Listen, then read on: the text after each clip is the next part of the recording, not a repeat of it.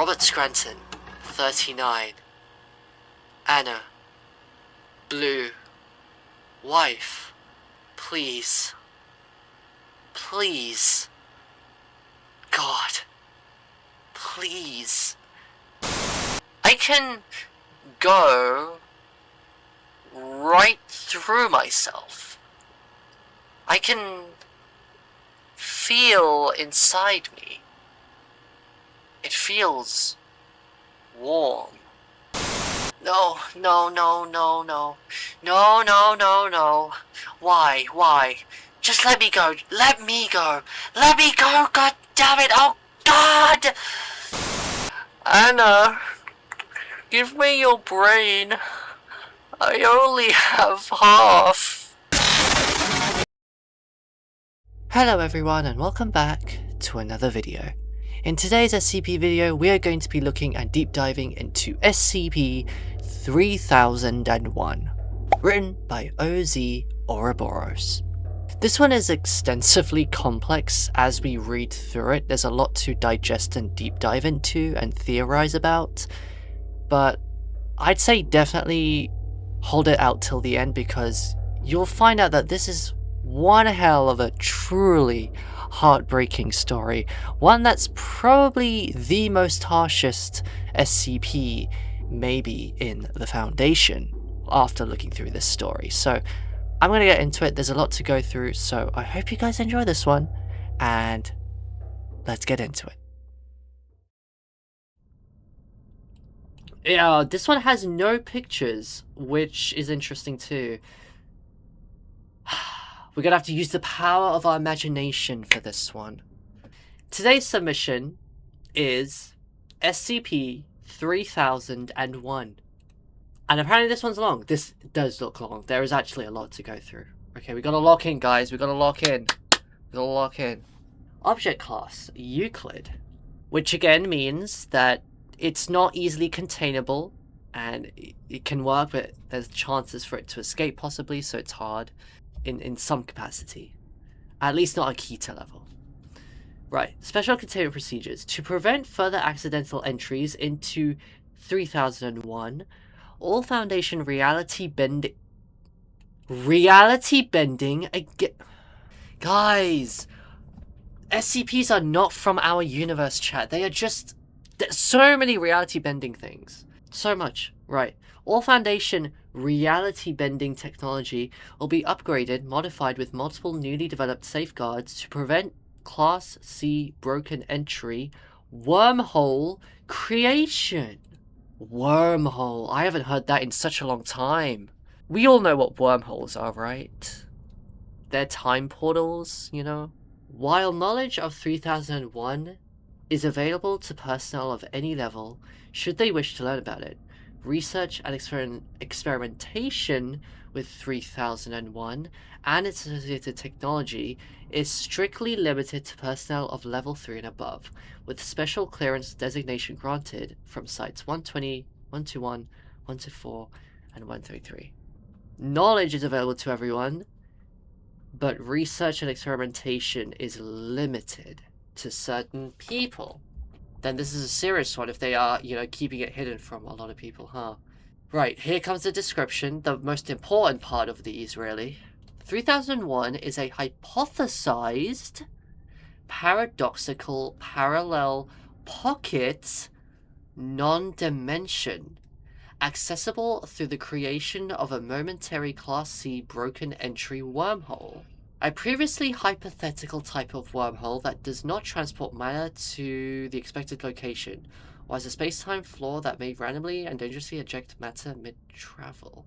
Oh, this is a special type of wormhole. It's not the one that just takes you through different areas of time and space. This one can just deposit you in a dangerous way. Oh, this is already interesting. Okay, so it's a hypothesized paradoxical non-dimension. What makes a dimension non-dimensional? Huh. Oh, we're gonna go so deep here, chat. It's a Monday, I know. Get those brain caps working, man. You're gonna need to help me out here. Right. While believed to be an infinitely extending parallel universe, 3001 is completely devoid of any matter and has an extremely low Hume value of 0.032. Hume value. This is something we learned about in this was mentioned in 3812, which is, I believe, the Foundation's way of like measuring realities, if that makes any sense. Is reality physics a real thing? Do people actually study that? Okay, we'll get to that. But yeah, Hume value is like a way to measure realities. So the idea of realities and existing realities and multiple different realities and stuff, I feel like that's a very big key component of the SCP universe. We've had many SCPs, chat, whether that be 001 with like specifically entries like the Scarlet King, or 3812 with the idea of just different realities and being able to ascend to, or descend to different planes of existences. It's a common thing in the SCP universe, which, gives room for thought about theories. Are SCPs that enter the canonical universe, or like the universe where this is all submitted, right? Are these objects from just different parts of those universes that then make their way here? You could think of it like that. So yeah, low Hume value. It's devoid of any matter, which is interesting because how could you have a universe without no matter? That basically means there's no solid, there's no liquid, there's no gas, which means there's no atoms, there's no particles. How does that exist? Maybe that's why it's called a non-dimension. But then what would exist in that place if there's no matter? That's like very paradoxical. Yeah, that's why it's called paradoxical, because then how does that work? This phenomena causes matter inside it to decay at an extremely low rate. Is that what this dimension does? It decays matter? Then? Is that their hypothesis for this? And damage that would otherwise prove fatal does not impede any biological electronic function. Simulations suggest an organism can lose more than 70% of their body's tissue and still operate normally as long as at least 40% of the brain remains. Oh! Is this referring to what would happen inside that place? Are they suggesting that if we put someone in 3001, that's what would happen to them? That they would lose more than that much of their body tissue but still operate? As long as at least 40% of the brain remains. However, prolonged exposure will cause said matter to gradually approach SCP-3001's own Hume level, resulting in severe tissue structural damage as the matter's own Hume field begins to disintegrate. Okay, so... that's very interesting. So you could be in there for a little bit of time and, lose all that body tissue. But if you stay in long enough, you are gonna, disintegrate. You know what this reminds me of, chat? This actually reminds me of a black hole. The fatal death of dying to a black hole. Do you know why? Because, isn't it a thing where, with black holes, when you're, going to fall into it, you slowly fall into it, and time is warped so that, to an outside observer, you would fall into the black hole really slowly. But as soon as you touch that event horizon, you're done for, and there's no coming back. That's what this is reminding me of. You can survive in that pocket dimension for, some time, but then after a certain time, you will disintegrate and die. Am I cooking? Am I cooking? Probably particles, but that are bombarded by antimatter constantly. Oh, wait, do you think then, since there's no matter, right, do you think antimatter is what makes up this pocket dimension? Right.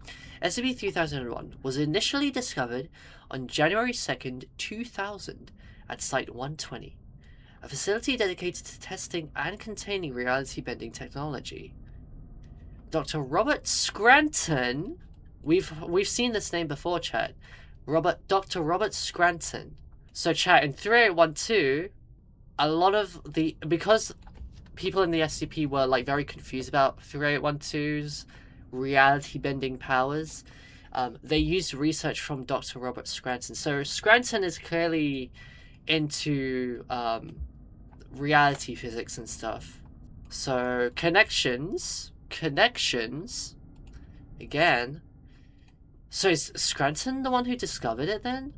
Dr. Robert Scranton and his wife, Dr. Anna Lang, were head researchers at Site-120 and were developing an experimental device called the Lang-Scranton Stabilizer, LSS. Right, okay, so they were the one who discovered it, I guess, huh? Dr. Scranton was transported to 3000... Wait, whoa! He got transported there! Was transported to 3001 after unexpected seismic activity damaged several active LSS in Site-120 Reality Lab A. Initially presumed dead, Dr. Scranton has survived in SCP-3001 for at least 5 years, 11 months, and 21 days. Bro is built different, huh? Didn't they say that you could literally just disintegrate soon, but 5 years?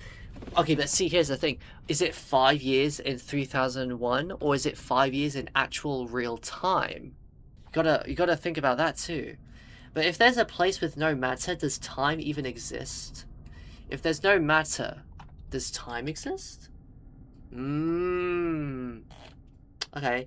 So bro actually just survived in that pocket dimension for 5 years. During this time, he was able to record his experiences and observations within 3001 through a somehow still functioning LSS control panel, which was also brought into 3001 with him through the Class C broken entry wormhole. These recordings were later recovered upon the panel's sudden return.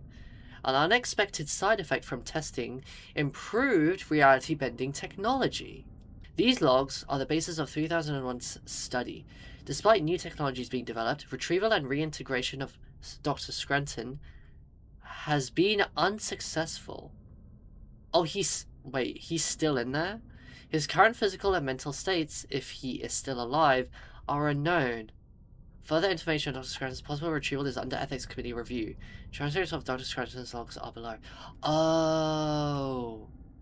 And then this is all the logs? This is all his research that he was doing? Oh, I thought he made it out and was like able to freely pass through, but it looks like he's still in there.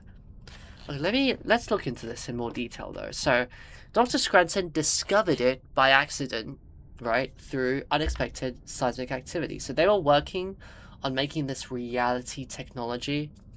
Some sort of seismic activity, aka I'm gonna say like an earthquake, like a mini earthquake, maybe, happened. And because of that sort of stuff, maybe, you know, a portal was made for Dr. Scranton, who then fell into it and then got taken into this pocket dimension. And he survived in there for 5 years and was able to even record things. I'm really intrigued to see how does that reality look like if there's no matter. I'm surprised he even survived, because what would you even find? You know? So it was a wormhole that somehow got made, and through that mini earthquake, I'm gonna guess, that happened, Dr. Scranton sort of went into that and made it to 3001. Okay, that explains that then. Yeah. So now, wow, the whole SCP the SCP part of the submission is this small. But then we have a ton of stuff to look into. Let's do this. This is the first entry. So this is Access File Scranton SCP-3001 Logs, Section 1. No discernible coherent dialogue can be heard from Dr. Scranton for the first 8 days. He cycles through periods of panic, confusion, and anger throughout, and it seems he was attempting to navigate 3001 to find a way out. He finally moved close enough to the recording log on the 11th day, though did not notice it was operating for several more hours. Okay, so as expected, Dr. Scranton is freaking the flip out, because let's be real, guys, if you guys, suddenly no-clipped into a pocket dimension, like no-clipping into the freaking back rooms, I'm sure you'd be, a little bit stressed and concerned. I'm sure of that, you know. Understandable freak out. Name Robert Scranton, age 39. Birthday September 19, 1961.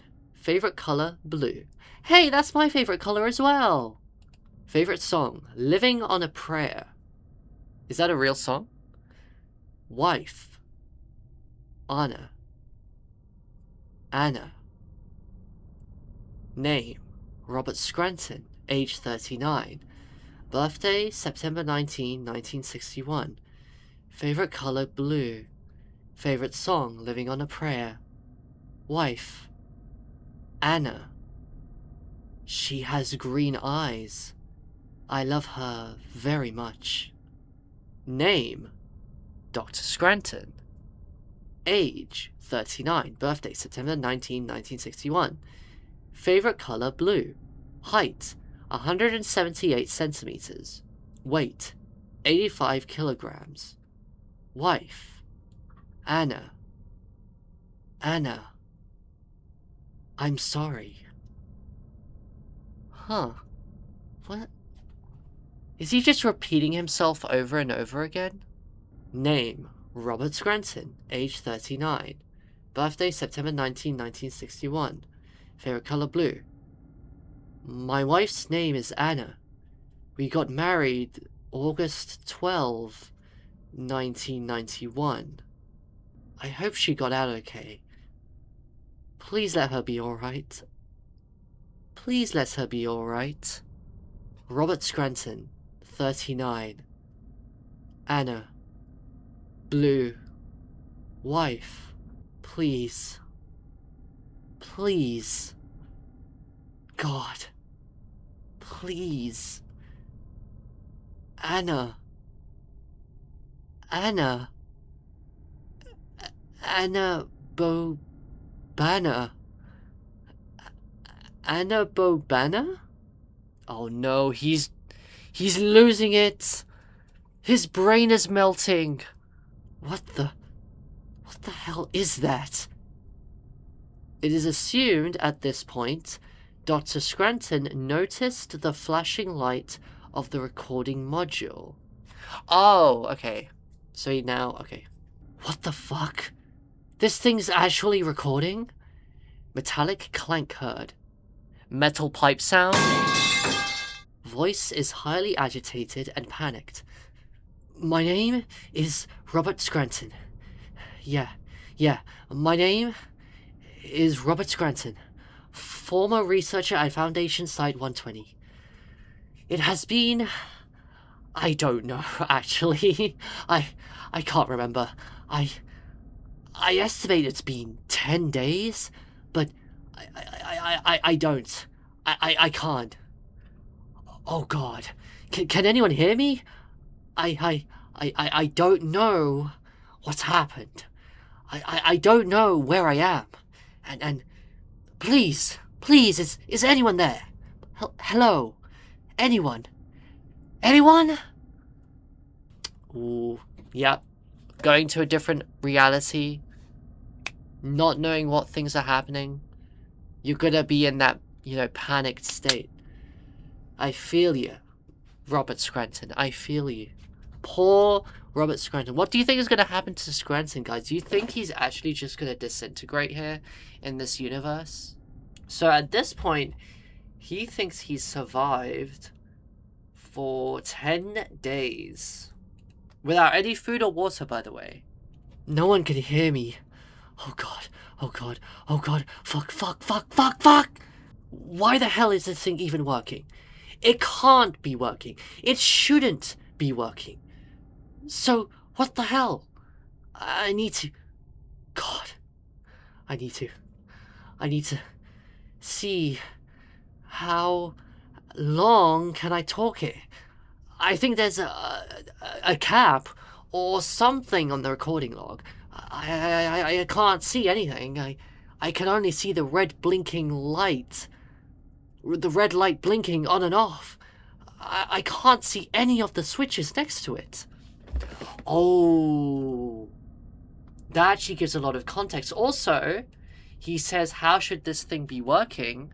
If we go back here it mentions that, they mentioned here in the description, because of the state of the hypothesized way that SCP-3001 works, that damage that would otherwise prove fatal does not impede any biological electronic functions. Now, we have two things there that are still functioning there, that can work, aka Dr. Scranton, which is the biological aspect, but then we also have the walkie-talkie recording device, which is the electronic function. So that's why it's working, chat. Okay? But here's another scary reality here. So, he says he cannot see anything. He can only see the red blinking light. He can't even see the switches next to it. That means, chat, that this dimension has got to be super dark. Like, it's gotta be pitch black darkness. That it's so hard to even see light. Despite the fact that he can't see the red light blinking for the recording device. That's terrifying. Like, you just cannot see a damn thing. You're literally just having to survive in the darkness. And that makes sense that I feel like you can't see anything very well because, again, it's a reality with no matter. And that too by accident. He fell into that pocket dimension. So, like, it literally is like you're no-clipping into the back rooms. Like, the bro no-clipped by accident into this pocket dimension. I'm really hungry. Thirsty too. I think I should be dead from dehydration by now, but I don't know. Hi, little red light. Can you talk to me? Can you talk to Anna for me? Hello? Oh no, here it begins. The classic, losing your mind, he's speaking to the red light, chat. I found the controls. 2 weeks, 3 days, 47 hours and 58 minutes. 2 weeks, 3 days, 47 hours and 58 minutes. 2 weeks, 3 days, 7 hours and 58 minutes. 2 weeks, 3 days, 7 hours and 58 minutes. Oh, Jesus. Error with playback. Error with playback. Error with playback. Error with playback. Wherever the hell I am, I'm pretty sure now that I don't need to eat to stay alive. It hurts a lot. But at this point, I don't think I'm gonna die. So I'm gonna take my time. I guess. Maybe some sort of miracle will happen and I'll get out. Keep dreaming, Robert. Yeah. I'm tired. I'm gonna sleep. 3 weeks, 4 days, 19 hours. Okay, so it's pretty standard. He's just going through it right now. He's losing it. The dimension is keeping him alive, which is interesting because we also mentioned at the start that it's hypothesized that, you know, this reality would, you know, make you decay.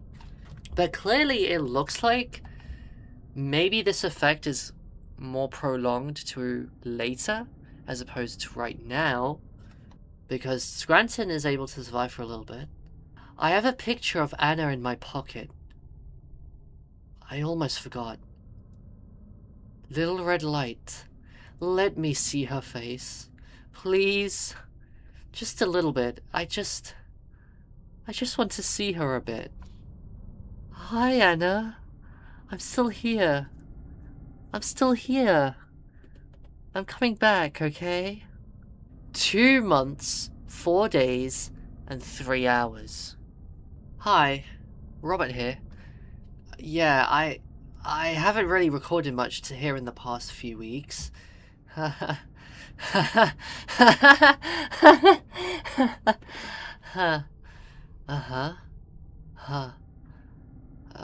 Sorry. Gotta keep it together. Breathe. I've I've been busy, trying to learn more about the place I'm in. My prison. My kingdom all my own. King Robert. God, I stink. Is there even air in this goddamn place? Stinky King Robert. King of goddamn nothing fuck. Sorry. I gotta keep this professional. I'll come back when I'm feeling rested. That's actually a good point. He's clearly still alive, and he's clearly still able to have his biological, functions, which allow him to speak and live. So, that's also a good question to ask. Is there air? Would there be air in a place that has no matter? Now, technically, that shouldn't be possible because this place has no matter, right? Again, I'm not a physicist, so, this is way above me. But again, it goes back to that paradoxical nature, which is why they call it a theoretical hypothesis. Interestingly, too, it's hypothesized. Why would it be called hypothesized, though? Because if we have records of Dr. Robert Scranton going in, wouldn't that remove the hypothesis, since it is fact that he went in? No matter equals no particles, so no air. Exactly, so how is he still breathing? That's where the paradox comes in. How is he still breathing? Unless he's breathing through different means. But yeah, bro's going through it, man. Okay, here goes.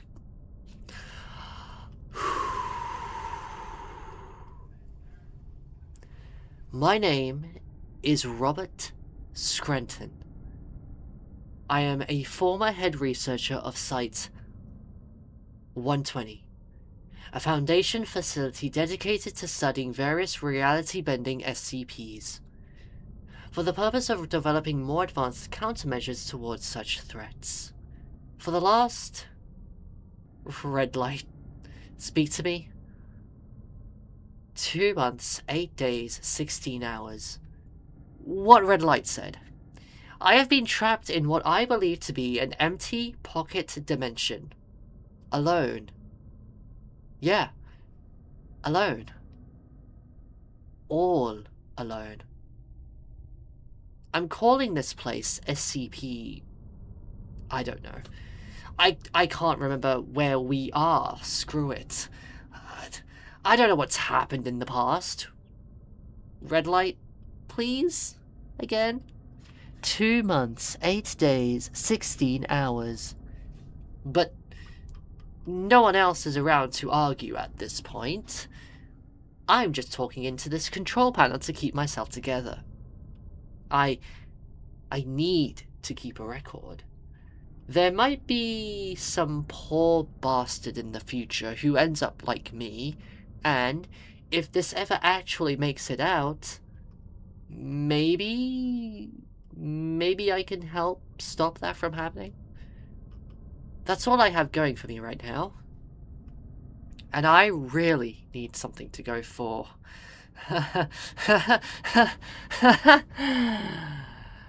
So, yeah.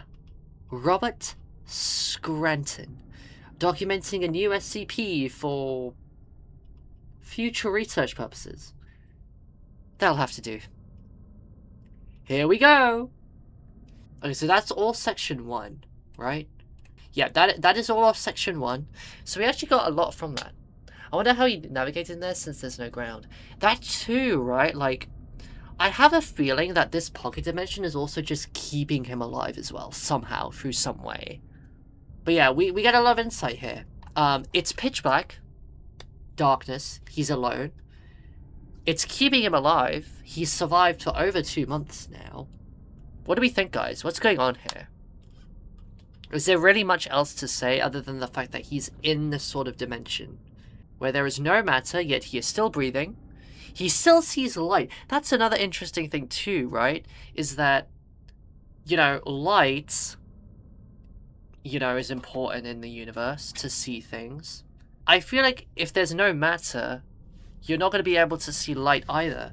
So he can see the red light, but that's the only thing that he can see in this place. This, like, pocket dimension literally just defies everything. Right, let's go to section 2 now, guys. I'm liking this so far. Very interesting read. It again goes back into that... a lot of these SCP submissions also just go into that idea of existential threats and, like, things that you just don't know the meaning behind that are taking place, and there's no proper explanation for them either. I want to see what happens though, because again, he has not been retrieved yet. Dr. Scranton has not been retrieved. 2 months, 11 days, 10 hours. Item number, SCP I don't fucking care. Object class Euclid. I guess, but I don't know. I might update this in time. I need to explore more. Special containment procedures. God, I sound so much like a shrink right now. I don't know if we could contain wherever I am. It's definitely not on Earth. To be honest, I don't know where it is. I think it has to do something with the stabilizer prototype. I'll explain more of that later. Okay, yeah. Wherever I am, I don't think it can be contained as much as created. No, that's not the word I'm looking for.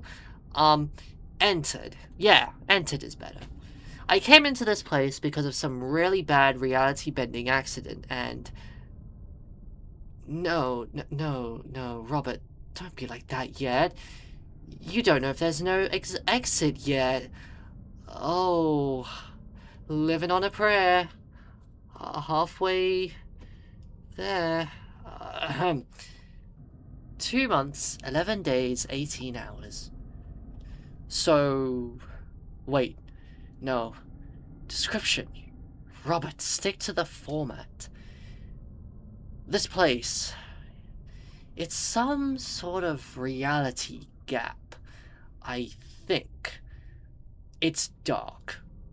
Really dark. As in, this little red light that shows my words are actually being recorded is the only visible light in this entire place. I can't see my hands, and I can barely see the control panel here. I've had to basically use the light as a sensor, as a center, and remember how many steps I take, and in which direction. I haven't gone past 100 yet. I'm too scared to. I wonder if my hair is turning white. Right now. I can't even see what color it is anymore. Speaking of which, my head has been a bit itchy recently. If I don't concentrate on it, it's fine, but I feel this tingling all over my face. I'm not sure why. Okay, tingling feeling all over my face, I'm not sure why. Ooh. Itchy tingling feeling, what could that be? How could you explain that? Could that be signs that Scranton is unfortunately decaying? Maybe? 2 months, 15 days, 4 hours. Okay, whoo! I need to relax for a minute. Jeez, God, shit! Holy shit! Shit! I just discovered a new property of this place. All this time, I've been thinking I might be walking on some sort of flat ground, if you will. I kept eye contact with the little red as far as I could see, and it seems I could walk in a straight line, flat path. Jesus, my head is buzzing right now. I think the adrenaline is still kicking. But if my hypothesis is correct, and this really is some sort of reality void, then there shouldn't be anything to walk on. Now that I think about it, the whole time I've been in here, it's felt like I'm walking, but I'm also swimming through something. And this something is thick and form-fitting. It has this pressure, which I know isn't the correct term, but god damn it, this place makes no damn sense. And I'm doing my very best to understand it, okay? God. Sorry. So, the best analogy I came up with is... it's like I'm walking through really thick black gel.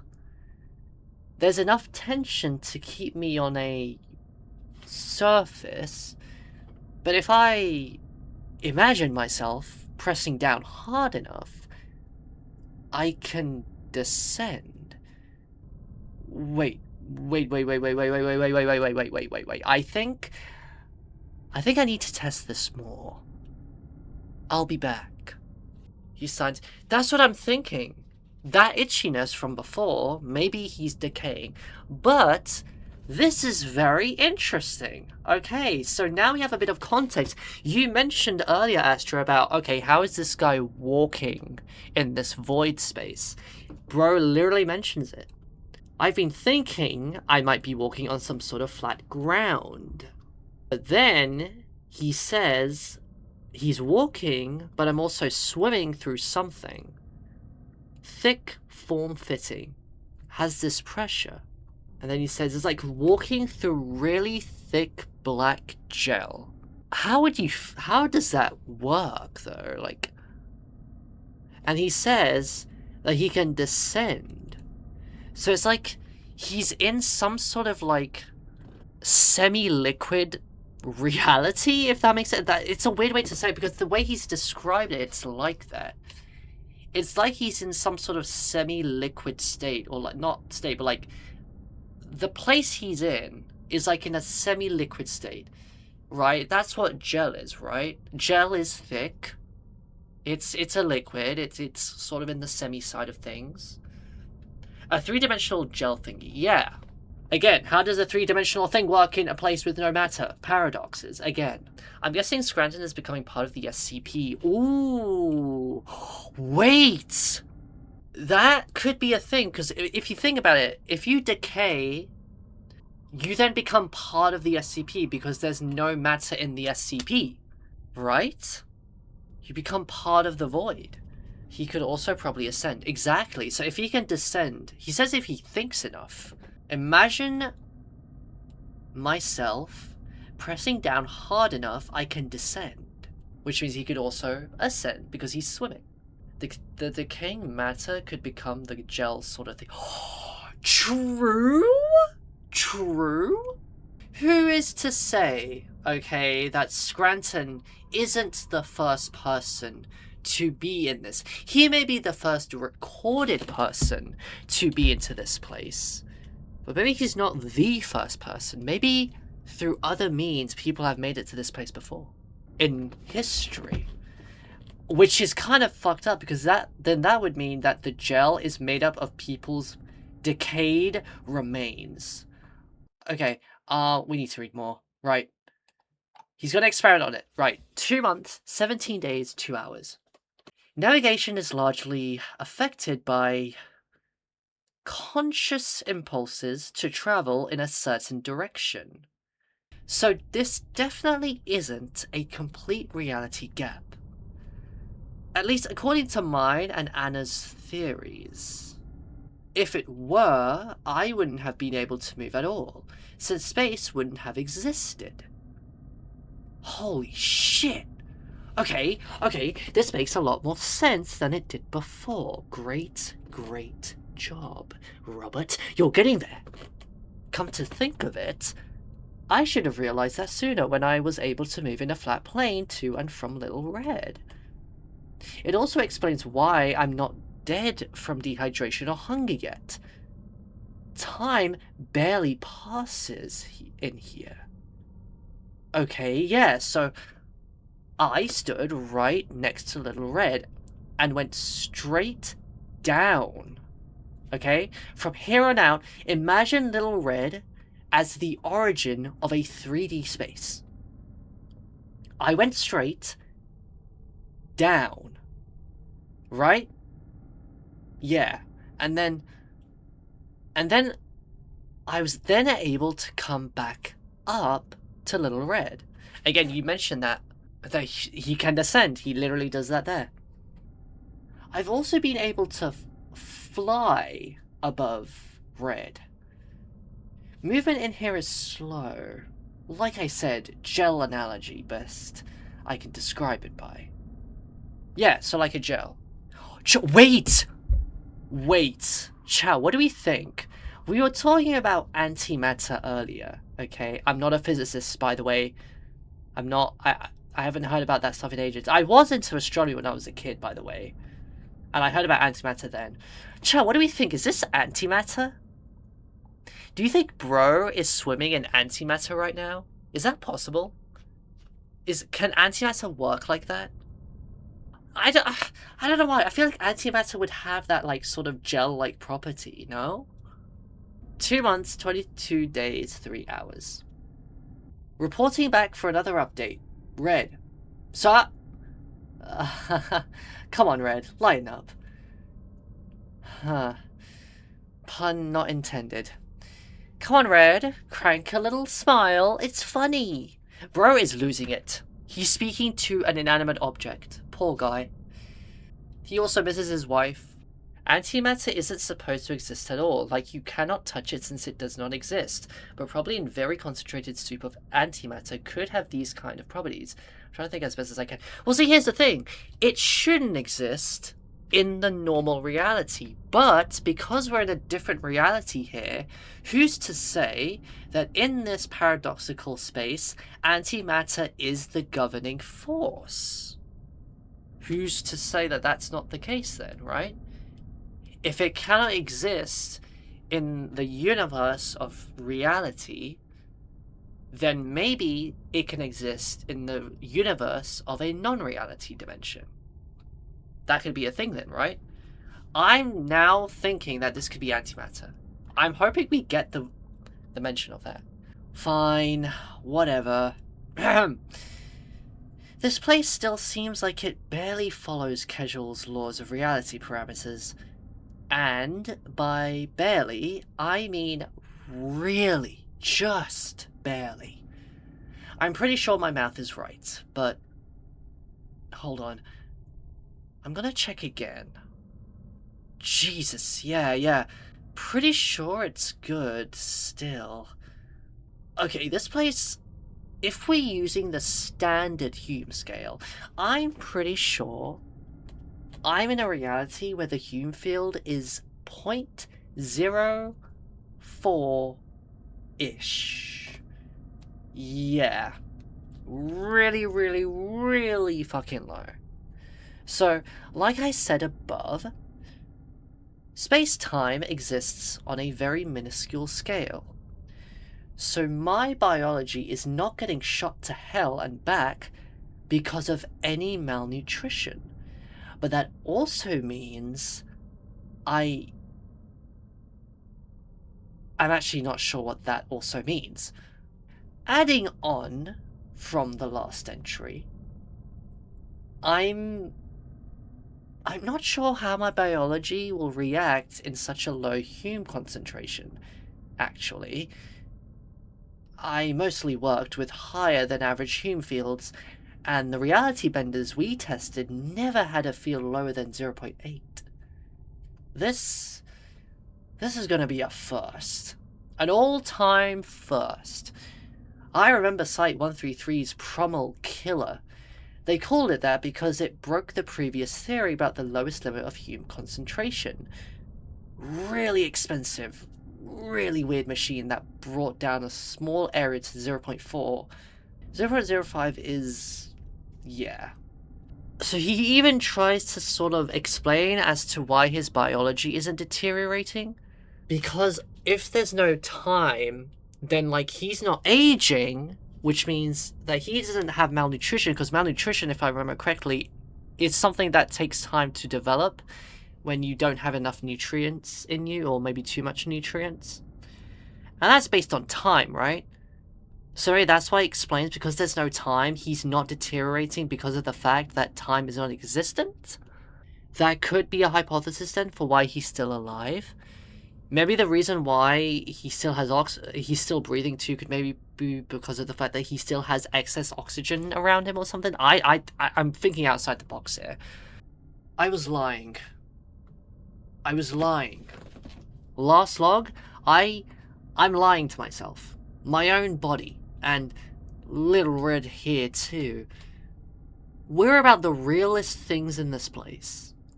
And that means, over time, the Hume field's going to want to equalize. And I'm gonna go for now. I have some calculation to do again. Red, Anna, take note. I'm using Casual's second, third, and fourth laws. Got it? Use 0.05 as the surrounding. My external field as somewhere in between 1 and 1.4. Use the second law's error estimation correction, and my internal as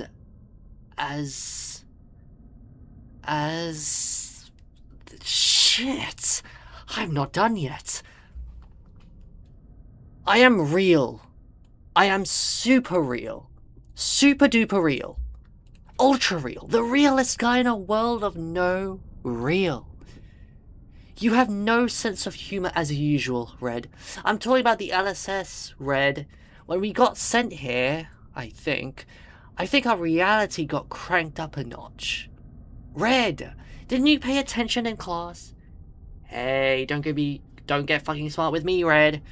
Okay, the point is, the LSS surge got us up to 2 months, 18 days, 7 hours. No, Red, not even fucking close. You must have converted Casual's third law equation wrong. Because of the malfunctioning LSS we got blasted by, we're somewhere in between 2.2 and 3.6. Yes, that's good, Red. That's very good. Because that means we have more time than we thought to... Yes, Red, before we fucking die, okay? Between 2... I'm gonna be honest, I'm too dumb. I don't know what they mean by these numbers, okay? I don't know what that means that we're in 2.2 to 3.6. I still don't know. I'm not a reality physicist. If there are any reality physicists in the world, please tell me what this means. I want to bask in your knowledge. 2 months, 24 days, 5 hours. About 3 years. 4, if I don't interact too much. If I had an LSS here, I could maybe stretch it out to 8, maybe. That's best case scenario. But I have to... No, but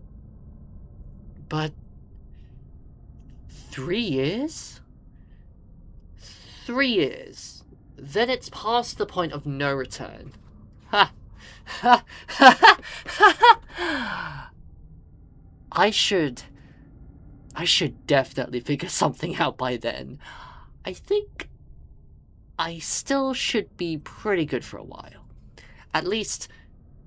No, I won't be in here for that long. I'll definitely figure something out. Oh, okay, so he's even hypothesized now back then that he has a time limit of 3 years to survive. See, but as we've now read back in the description, he has survived for actually 5 years, so he's actually gone above the rate. But sadly, that may understand why that he's not been able to be successfully recovered, because he may have gone past the point of no return. Chat, is 3001 a massive black hole dimension? I've already mentioned earlier with the idea that it takes time for your body to decay. Same thing happens with a black hole. It takes time for you to then fall into the event horizon, and then you get that point of no return.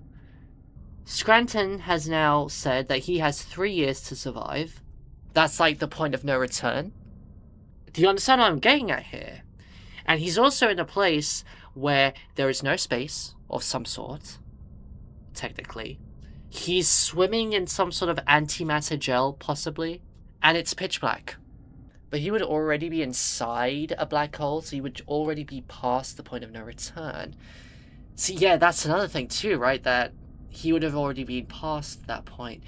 Any physicist would just love to read this right now. Anna, what would we do with a case like this? I need your help, honey. That tingling I've been feeling, that's my Hume field diffusing. My reality fading. 3 years. I need to stabilize myself within 3 years. Okay. That confirms it, chat. That tingling feeling that he got earlier is him decaying. His reality is fading. He's decaying into nothingness. That's what that was. I called it. I'm so good at this job. You should work for the SCP Foundation. You know what? I would fucking love to work in the SCP Foundation. This is so cool. I get to see truths that no one will know about. I get to learn about things that not everyone would know about. Like, that makes me special. I want to be special. Right. Okay, so we've confirmed it, chat. He is fading. That itchiness is his fume field diffusing, which is basically meaning his last essence of reality. I wonder if the Hume field then is what is keeping him also alive, right? The Hume field is what's keeping his vitals alive. Maybe not his mental sanity, but his vitals alive, at least with like breathing and such. But that's slowly fading, which means it's like he has a protective bubble in this like in this void universe, and that bubble is slowly shrinking and popping. I think that's maybe a good way to analogize that. I've been thinking, Anna and I, we had this theory. Even though the Hume field is low, it's still a Hume field. And precisely since it's so low, Hume diffusion should take quite a while. Now if I could recycle the fields, keep the diffusion from spreading too thin, I could also maybe... It's only a theory, but it's worth a shot. But that means... Hey, Red. I'm gonna have to go for a bit. I want to test something, and you can't come with me. I'm sorry. No, Red. I'm really, really sorry. I want you to come, I do, but... If we're together, the diffusion will increase faster. We both need as much time as possible. I need to figure this place out more, and you need to make sure you keep all that info in your head. It's... Red, come on. You'll be fine, Red. I know you will. You're tough. A lot tougher than me. It'll only be for a bit, Red, but I need to see if I can find a way to keep us alive a bit longer. Maybe even get us out of here. If I can contain enough field, I can maybe even get us out. No, I'm not sure, but I need to find out. Red, we're talking about possibly escaping, okay? Yeah, it's a gap. A gap should have an end. Like the walls of a canyon. Understand? I need to find a wall. And then I can... I'm sorry, Red.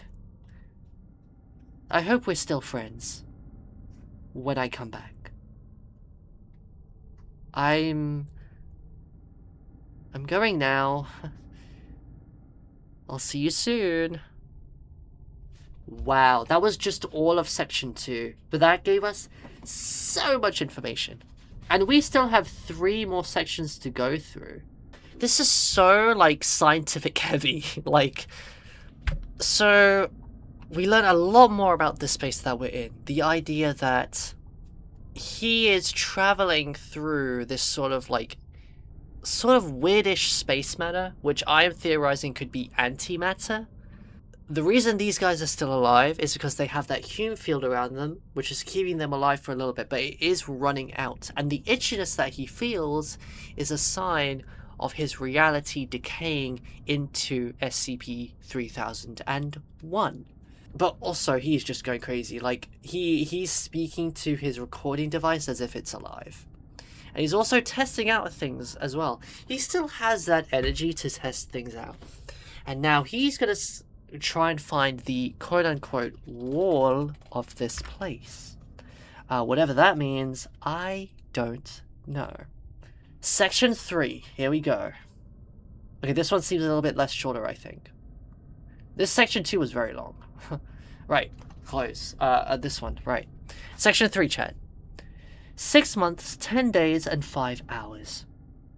Hello again, Little Red. It's been a while. You know, thinking back, I don't know what the hell I was so excited about. This place is... God. This place is fucking hell. There's no end. It just goes on and on and on. I traveled in one goddamn direction for 2 damn months. God, I'm so fucking stupid. Why did I think I could get out? I'm thinking like those old European shits that thought the end of the world was at the horizon. Fucking stupid, Robert. Stupid. Just... Okay, so bro actually just went in one direction for 2 months. Oh my goodness. How did his legs survive for that long? Especially since he hasn't had anything to drink or eat. How is that possible?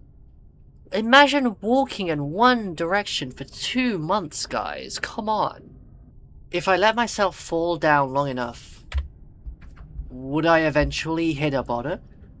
Oh, wait, that's true. He's been going side to side, but he hasn't kept going down and down and up and up. He could test that out next. 10 months, 28 days, 15 hours. Oh. There's no bottom. And fuck you, Red. I'm sorry, Red. Don't go out. I'm sorry, I turned you off. Come back, please. I turned 40 today. Happy birthday, Robert. I was adopted. Did you know that? Yeah, my parents left me in a box on the side of a street. Got picked up by some American couple, which explains my not-so-Chinese names. I don't even know my original last name. Just thought I'd share. How about you, Red? Anna and I met on site in 1988. God! She was beautiful. She still is. It was our eyes. She has beautiful eyes. My eyes are grey, and they're boring. But hers? God, they're beautiful. Do you think she's still worried about me, little Red? Is she looking for me? Oh, wait, true. If there is no side, then there's not going to be any bottom. Yeah. Which means there's no up. Which means it's an infinite space. Which, again, they did mention in the description, extending parallel universe. Infinitely extending parallel universe. It's believed to be an infinitely extending parallel universe. Backrooms reference? No way! It's the Backrooms! 3001 is the Backrooms. Guys, SCP-3001 is the Backrooms. It's just that the lights are off. Makes sense. I'm such a genius. You know, Red, you're a great listener, but I never hear you talk about yourself. Come on, don't be shy. There's no one else around, right? Right?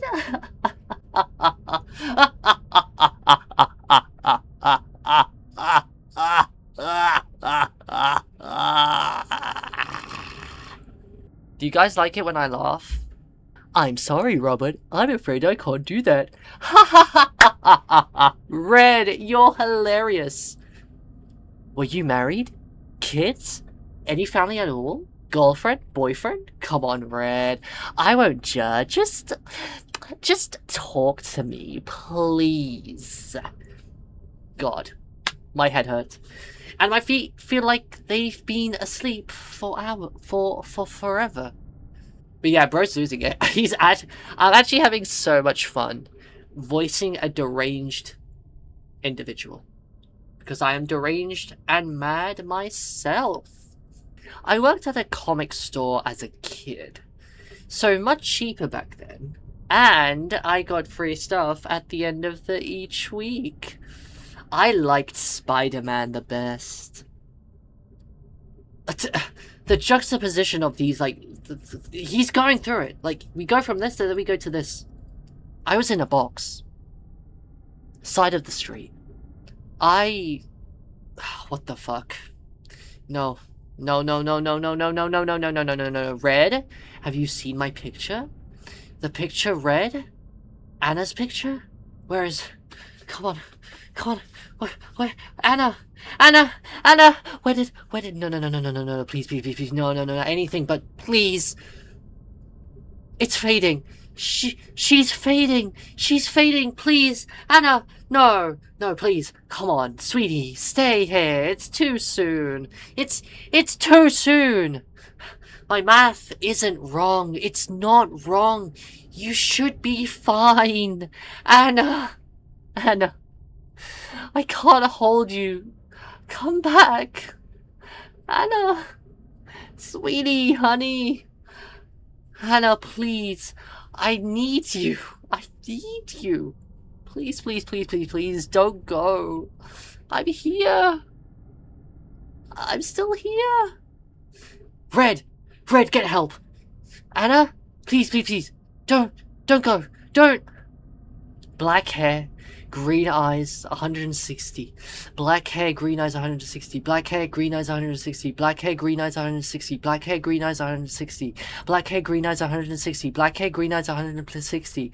Black hair, green eyes, 160. Black hair, green eyes, 160. Black hair, green eyes, 160. Dr. Scranton repeats this for 3 hours. Guys, his picture of Anna, his wife, is decaying before him. Oh, that's sad. That's messed up. Oh, that's not going to make things any better. So even just objects, so that also shows that objects as well obviously are going to be decaying, which means at some point the recording device could decay. Although we get that stuff back, so maybe somehow the recording device made it back to be able to decipher all of this stuff. What about Dr. Scranton, though? Do you think he decays in the end of this? Does he just die? And yeah. He just repeats this paragraph for 3 hours. Like, gosh. That's rough. That's seriously rough. Poor dude. Anna and I got married in 91. We couldn't really get the nicest suit and dress we wanted because of work, but damn, we both looked great. Anna looked better, of course. We just danced and danced the whole night. Got the whole week off. Even a job like mine lets you enjoy your honeymoon. So, come on, Red, open up. Put her there. High five. Come on. Come on, Red. 1 year, 2 months, 27 days. Ah! The next recordings only played the control panel's automated voice giving times, with intervals of 1 to 3 days, with several month-long gaps in between as well. Also intermixed are Dr. Scranton's sobbing, screaming, and mumbling. These recordings continue until the time reading reaches 2 years, 7 months, and 28 days, after which they cease to pick up any sound until 2 months later. Understandable crash out. I feel like his research is just going to shit at the moment, which is why he cannot hypothesize as much anymore. And because of that, coupled with the fact that he is slowly decaying to this thing, he just has no time left, and so he's just gone insane. Right, that's section 3. Section 4. Now we've gone over 2 years, chat, of Dr. Scranton being stuck inside 3001 with no way out. There was a way to get into this place, but there is no way out, which is the scary part about this. Dr. Scranton's voice is noticeably distorted now, hypothesized to a combination of both him and the control panel finally showing signs of reality breakdown. Robert. Cold. I can't. I feel my legs anymore. I think I'm beginning to hitting that point I talked about. Low Hume field, diffusion, equilibrium, bunch of stupid garbage. I don't know what's real in here anymore. Hell, I'm not sure I'm real. Or something. Something close to it. If I really am going out like this, I don't want to die yet. I don't want to die yet. Oh, God. I don't want to die yet. I ran up in one straight diagonal line for 6 months. I went down in one. No. I just went down again for 8. There's still no bottom, Red. There is still no bottom. What have you been up to, Red? Have you been listening for me all this time? You're a stubborn little guy, Red. Lucy. Huh? Red? Sorry, I must have fallen asleep. What did you want?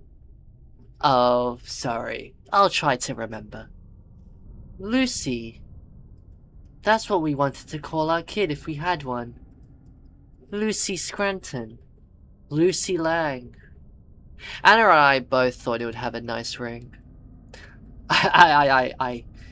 No. Red. I don't remember picking out a boy's name. Good morning. Good morning. We've talked the whole through. Man, I really suck at tap dancing. Can't feel my feet at all. Okay, you try then, Red. Dude, he's on the... I think he's in the point of no return, right? He's at the point of no return, chat. Like, he is just losing it. He's decaying, plus his mind is just not working anymore. It's very interesting they say that the voice gets distorted now. So, like, it's very interesting that because of the decay, that there's now audio distortions, it looks like, in the recordings. Which makes sense because of the fact that because of the reality being broken down, you know, this recording device that he's using to record is also in the Hume field. That's also decaying, which means slowly but surely, the recording device, which is red, is also decaying slowly and dying out and breaking down. Casual's law states that Hume fields diffuse. Casual's law states that my balls will eventually fall off if it keeps up. Damn. That's something I would say.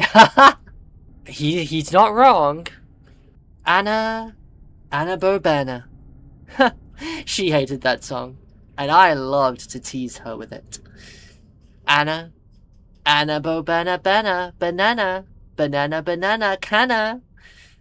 It actually became a joke between us, did you know? We made it the words that turn you on. What, huh? We made it the words that turn you on. What does that mean? Is that... Okay, Robert. He's getting freaky. Come on, Red. Act your age. Don't be immature. Ah, fine. Guess you have a sense of humor after all, maybe. We're gonna have to fuck with so much science when we get out. This place breaks apart rules like my hand is breaking right now. Spiderwebs. My left hands. Spiderwebs. There was a reality-bending spider at Site 120 once. I should crush it. Red, would you crush it for me when we get out? Wait. A reality-bending spider at Site 120. Is this a reference to another SCP? It might be SCP-3075. Have we looked at that one? Oh! I didn't like that. No. No. Yeah, he's also decaying too. He says his hand is like breaking apart now. I like how he describes it there as spider webs, which I could see that being the case with like his hand decaying. There's going to be like lines in between through, and so his hand is going to turn and it look like it's a sort of spider web that's been wrapped around it because it's decaying. I could visualize the decay in this SCP of 3001 as if like you're like crumbling, like you're sort of like crumbling into nothingness, you know? Average 15 kilometers a day, plus a few breaks. 32, 30, 10, no, 11, no, 10, I think, at least, 300 left, and, shit no, was fasted going down? Fuck it. I'm saying about 600 kilometers down, took a hell of a lot longer to coming up. Far down, bottomless, infinite, and beyond. Shut up, Robert. You're not funny. Hume field, Bloomfield, breaking down at a rate of... Shit, what's the constant modified relations? 10 to the 4th? No. 5th. 5th, I think. 1 year, maybe, add a few more months. Red, how does David sound? David, you know, you asked about... Yeah, that. Sorry, I woke you. My hands. My hands are going through each other. Red? Help? Help! Please, my hands. I can't feel my hands. They're going through each other like they're like ice water. Red? I can't. Oh god. Huh? Red? You know that? That stupid magic trick your uncle would show you when he'd pull his thumb off? But It was really just his other one tucked under. I just did that with my real thumb. It didn't even hurt.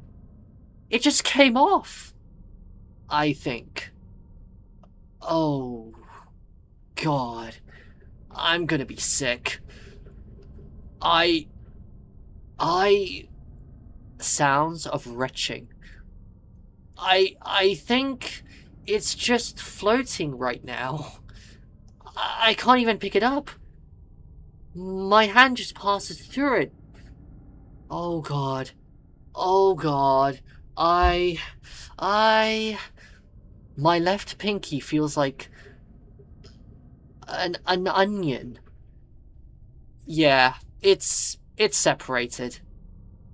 Oh my God. Not only is his hand decaying like a spiderweb, but like his stuff, his like fingers are coming off. And now it's suggested that it's like floating in this like gelish like state. And you can't even grab it anymore. Imagine just seeing your thumb floating around, your body parts, your hands, it's like I'm sorry, I'm gonna have to put a freaking so I have to do a One Piece reference. It's like Buggy the Clown. You know, his body parts can fly around everywhere because of his devil fruit power. It's like that, but on a much serious scale because he has no control over that. Because SCP-3001 is decaying his body as we speak, more and more. I feel like it's also just mentally breaking his brain up too because he's going insane. Nice try, Hell! Rings on the right hand. Nice try, left. I can go right through myself. I can feel inside me. It feels warm, but also cold. I'm sorry, while you can go through yourself? How does that work? Do you think he can, like, get his head off now and go into his body and smell his body? No. No. You know what I also feel like is happening? Is like, I feel like the decay is like, he's also shedding himself, if that makes any sense, right? It's like he's able to shed himself of his body, and so maybe that's why he can feel himself, like, feeling his body, in a way. It's like a layer of his body has come off now at this point, because of the fading. When I sleep, my hands go in my head. I'm sleeping on my back now. Static. I'm like static on a TV.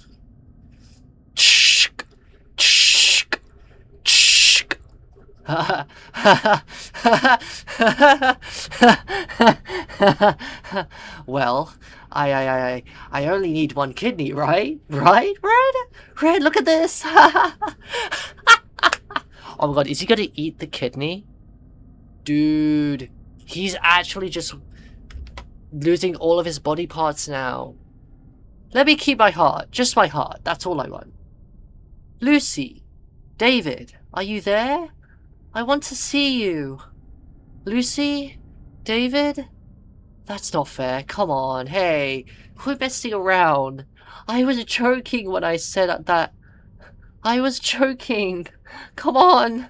That's fucked up. I was joking. I'm a man. Be a man, Robert. You're a man. What the fuck? Anna? 4 years, 6 months, 18 days. Yeah, he's obviously gone way past the comeback point, which I think he said was like 3 years. He's now gone over that point. He's now truly done for, chat. I think Dr Scranton is fucking GG's, guys. I'm not even doing it myself anymore. I can feel it happening on its own.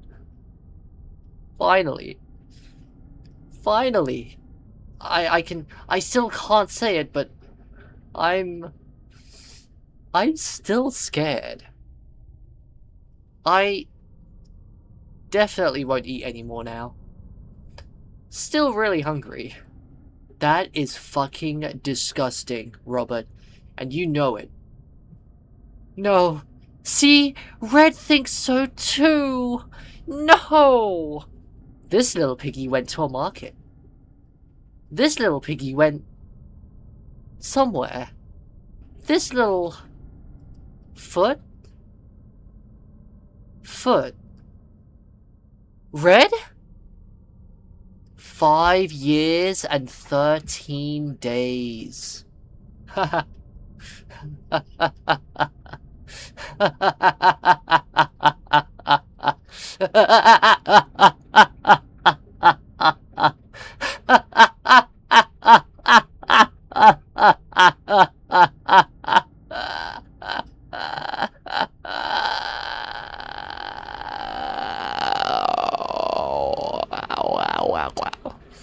Chat, I think I'm becoming insane by reading this too. Have you guys noticed that? 5 years, 15 days. 5 years, 15 days. 5 years, 15 days. 5 years, 15 days. 5 years, 15 days. 5 years, 15 days. 5 years, 15 days. Stop it! You're hurting me! 5 years, 19 days. I'm feeling better now, Red. Sorry. How do you do it, Red? Keep it together. Spill it out!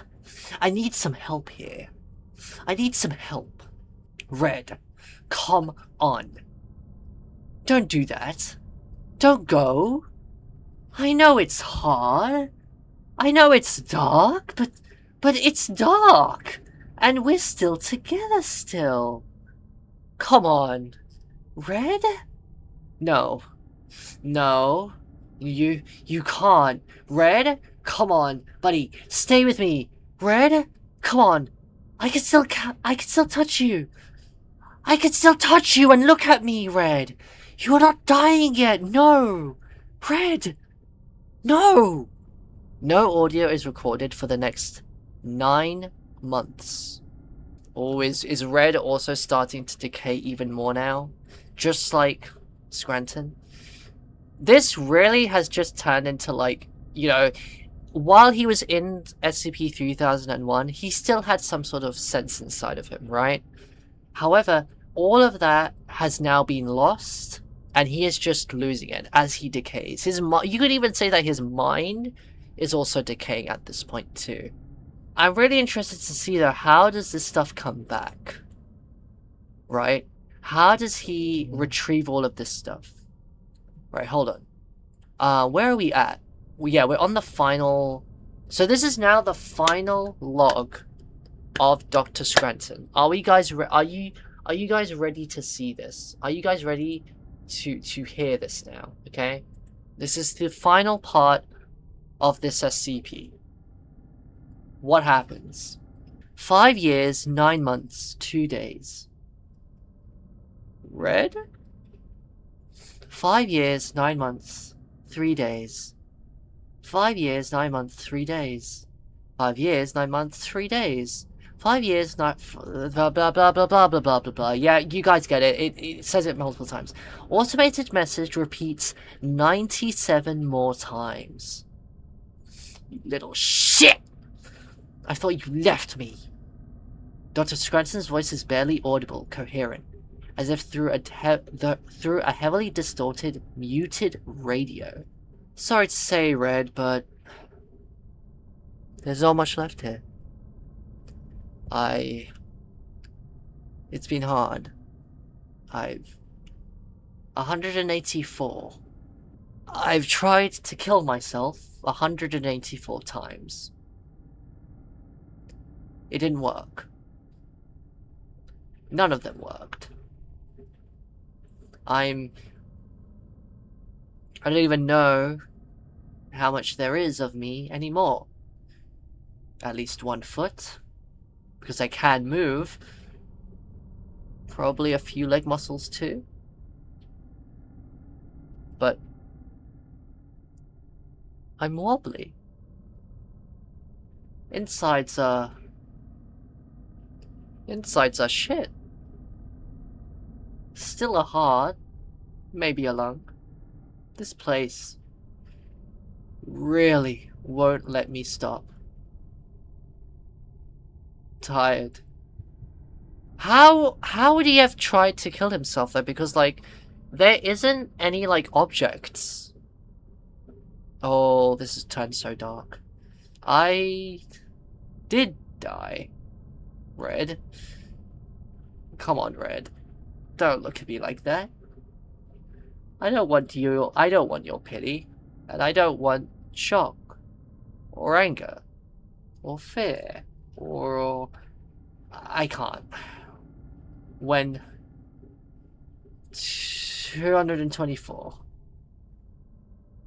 I miscounted. 1, 2, 3, 4. Dr. Scranton counts from 1 to 220 to 245 several times over for the next 13 hours. I died. I died. A lot. I tried to suffocate. I tried to snap my neck. I tried to bite myself apart. And this place, it's not real. I left. I saw myself on the ground and I couldn't go anywhere. I couldn't leave. There's no way to leave. I just floated back down, and each damn time there was less and less of me.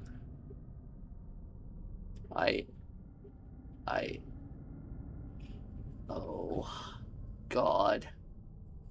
How much more can I take away and still live? I like how this is reminding me, chat, of I have no mouth and I must scream.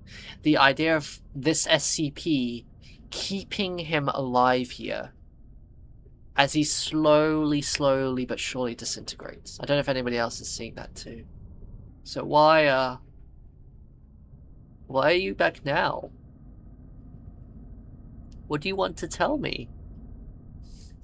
5 years, 9 months, 12 days. This place is getting smaller. Red, did you somehow do this?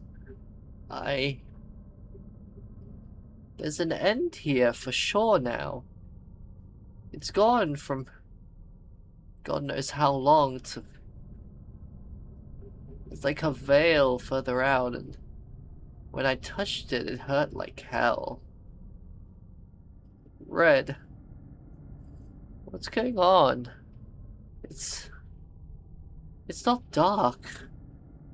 That border or whatever is getting brighter, and I mean, it's still fucking dark, but oh God, I can actually see something now.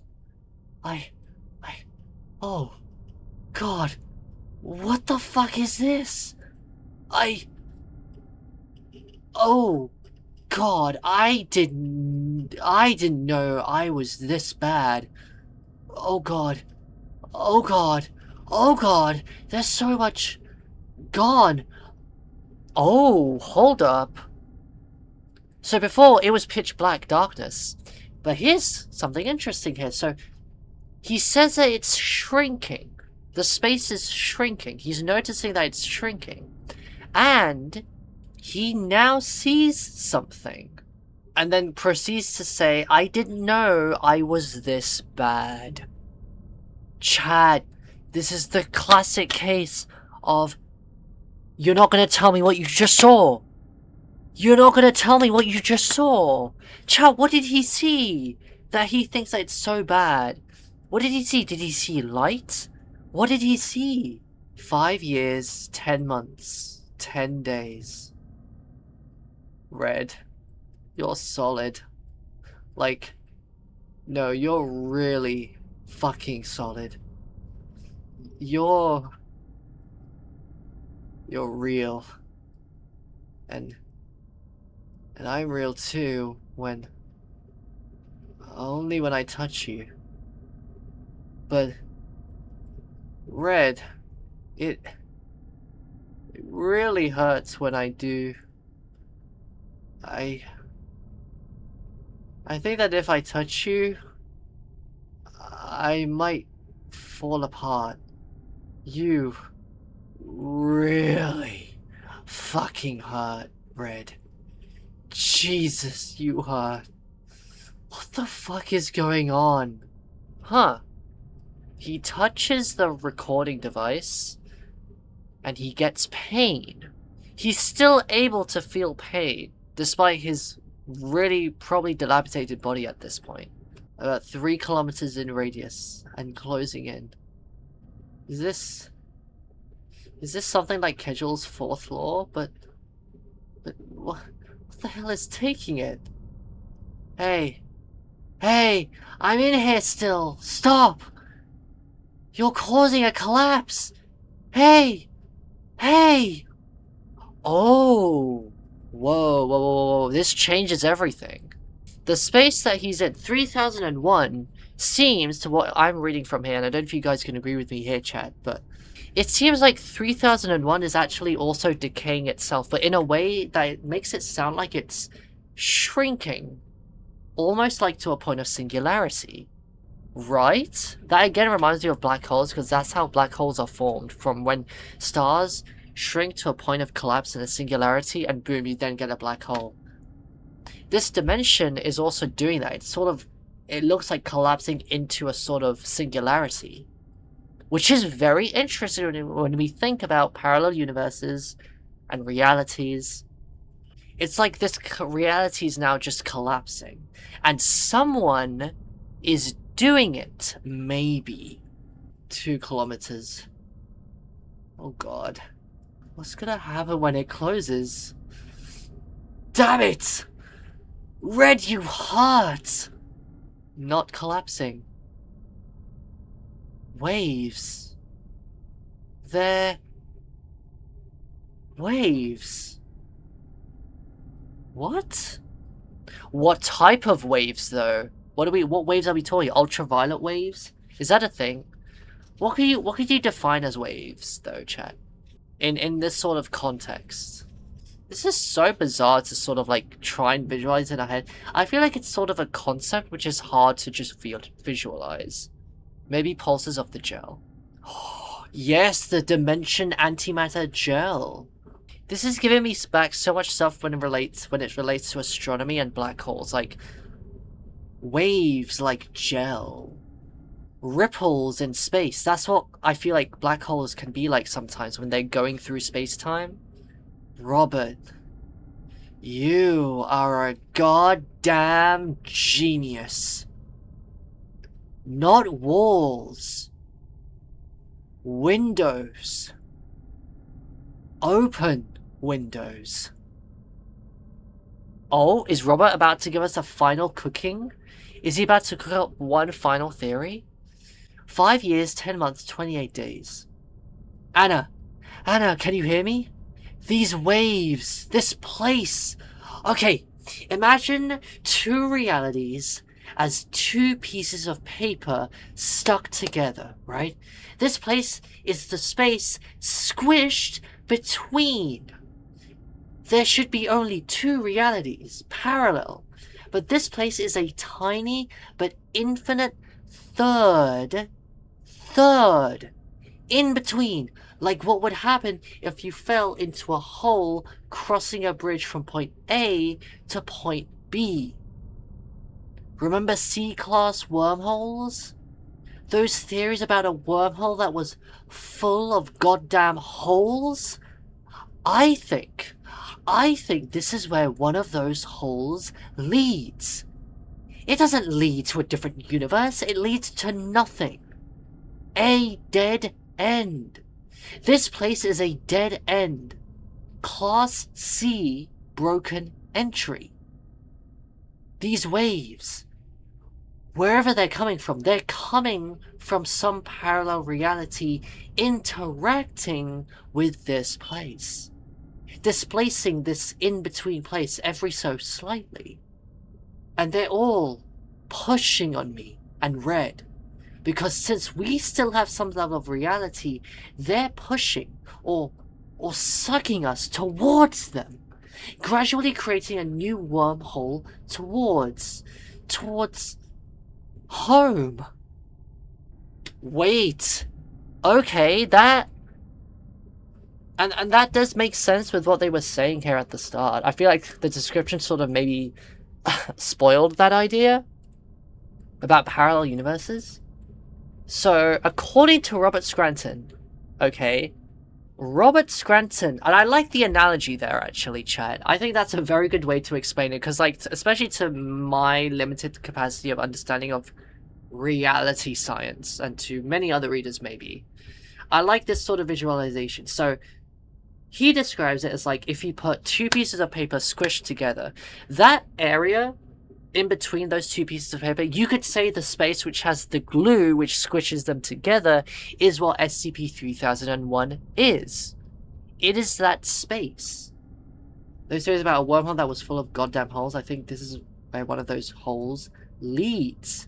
It doesn't lead to a different universe, it leads to nothing. A dead end. And that is where they're at. Is that not what a black hole could be theorized to be then, Chad? A portal almost, which takes you to nothingness, where there is nothing. Because I feel like, and obviously we don't know what's on the other side of a black hole. Our guy could very well have gone inside a black hole. But what makes it different is the fact that he says here that he's being pushed because there is another parallel universe or reality interacting with this place.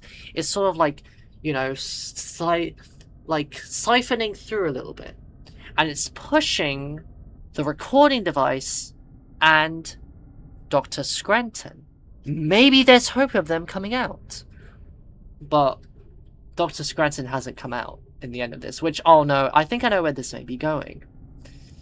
But this explains a lot, doesn't it? A dead end to reality. A non-existent reality, yeah. Think, god damn it, Robert, think! You've got to think!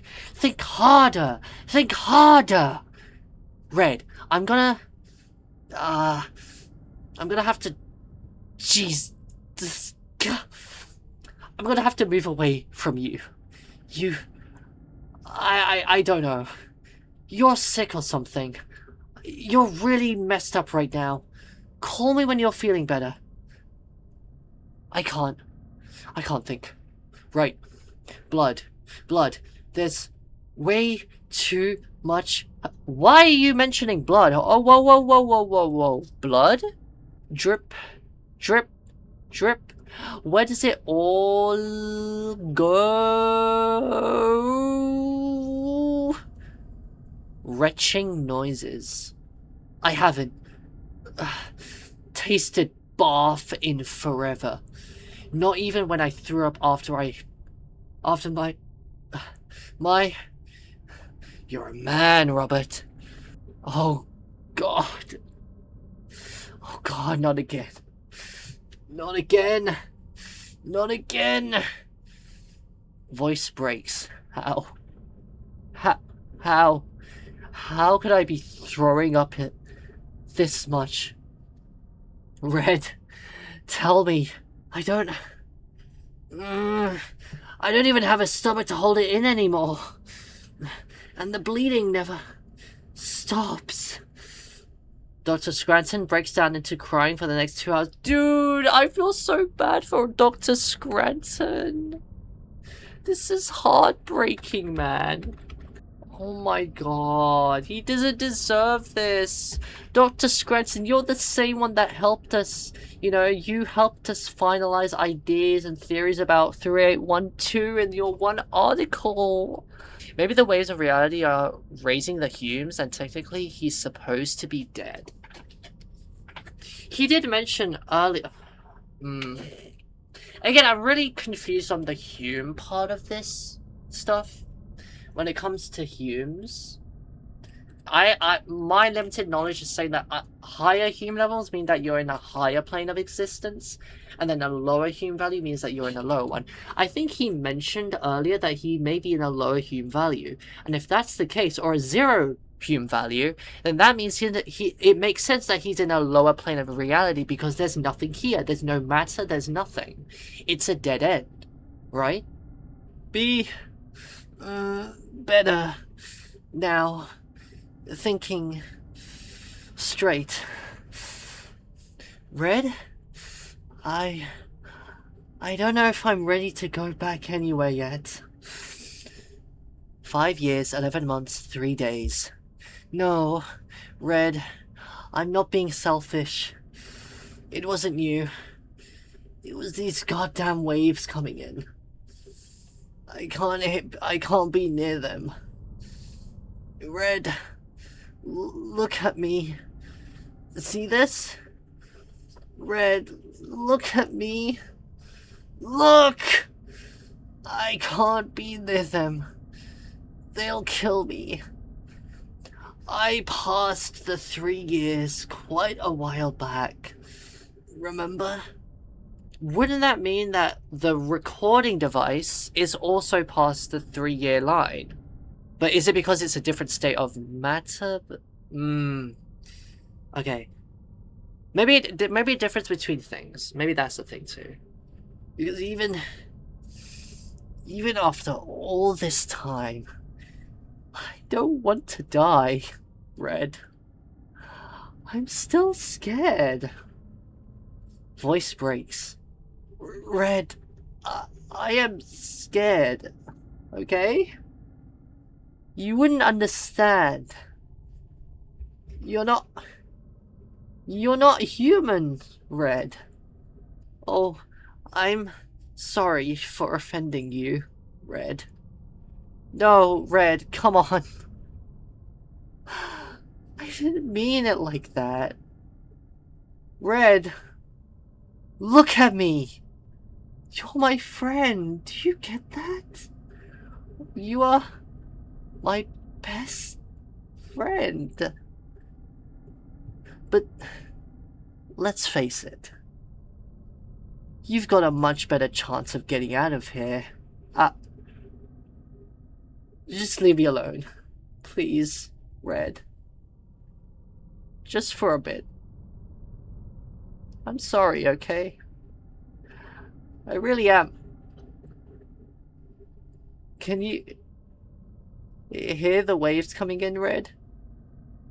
That little hum and shake as it hits your ears? I can. And it's getting louder every time. And it hurts so bad. It begins to sob quietly. It hurts so bad. Do you know what I feel like? And also this explains why the recording device makes it back to be able to then have this written down. It's because of the fact that I feel like what's going on, I'm gonna see if I can visualize this in a better way. What I visualize happening at the moment is like, okay, visualize this, chat. You have a cheese grater. SCP-3001 is the grating tool, okay? And let's say you're grating a carrot. The carrot is the parallel reality. The carrot, the alternate reality, is grating itself against 3001. Okay? Okay, do you hear me? Do you hear me? It's grating itself against 3001, and through that, it's allowing things to seep through, which is maybe how the recording device is going to make it back into reality. Right? Do you hear me out? That's my analogy. The alternate reality is like siphoning and like pushing things through like a sieve almost to get things out back into the real world. That's what's going on. And the waves are the sound of, you know, stuff being able to get through. To a point that, you know, I've said no clip a lot, like black rooms, but it's going to be a case where maybe the recording device no clips back into reality. No. Why? Just let me go. Let me go. God damn it. Oh, God. Sobbing groan. Another 5 years. 5 more years. If this keeps up, I'm getting restabilized for another 5 fucking goddamn years. Red, what do I do? Over the next 5 days, the control panel does begin to pick up a low-frequency hum that comes in pulses. The volume increases steadily, and as it does, Dr. Scranton can be heard screaming, crying, and speaking incoherently in the background. How could you guys imagine this sound would be like? I feel like it'd be like... Do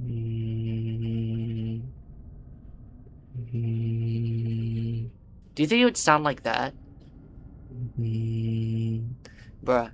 ASMR stream? SCP ASMR stream? What? And yeah, it sounds like it has a different effect on a human being like Dr. Scranton, because he's facing the worst of it, unfortunately.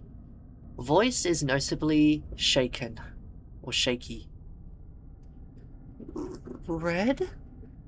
At this point, the background humming noise is picked up at a rate of 20 pulses per minute. 5 years, 11 months, 9 days.